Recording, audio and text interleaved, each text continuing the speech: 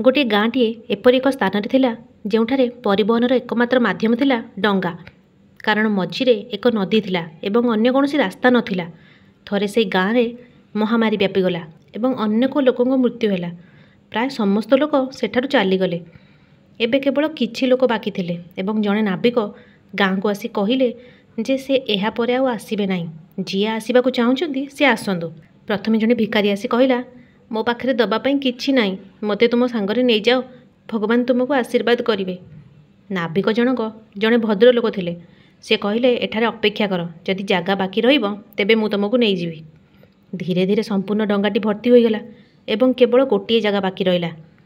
नाविक भिखारी सहित कथा हेबाकु जिबा बेले जड़े आसी कहला, अपेक्षा कर, मु भी जीवी।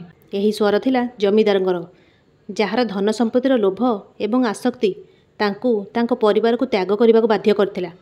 एबे प्रश्न उठिला, काहाकू नेबे? जमीदार नाविक को कहले, मो पाखरे सुना एवं रूपा अछि, मु तुमको देवी। भिखारी हाथ जोड़ी कहला, दयाकरी साहाय्य कर, मते डंगारे नहीं जाओ। नाविक कौन करिवे बुझी पारले नाही। तेणु से डंगारे बसथिबा समस्त लोकों उपरे निष्पत्ति छाड़देले एवं सेमाने समस्ते निज निज मध्यरे आलोचना करबाकू लागिले।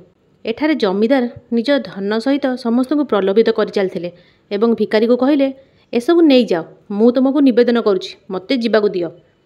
तेणु भिखारी कहला, मु मध्य मो जीवन को बहुत भल पाए, जदि मो जीवन नाही तेबे मु ए धन सहित कौन करिवि।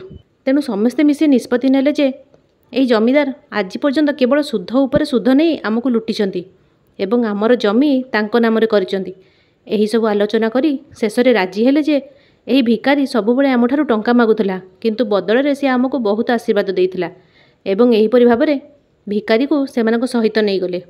एहा ही एकमात्र सठिक निष्पत्ति। परमेश्वर मध्य आम प्रति न्याय करती। जेतेबेले शेष समय आसे से आमर समस्त कर्मर हिसाब आम सम्मुखरे रखती एवं सही अनुसार निष्पत्ति निया जाए। तापरे कांदिबा एवं निवेदन करिवार कौनसी लाभ नाही, केवल भल कर्म ही तुम सहित रुहे। सांग माने जदि गपटी भल लागिथाय ताले लाइक शेयर सब्सक्राइब निश्चय करिवे।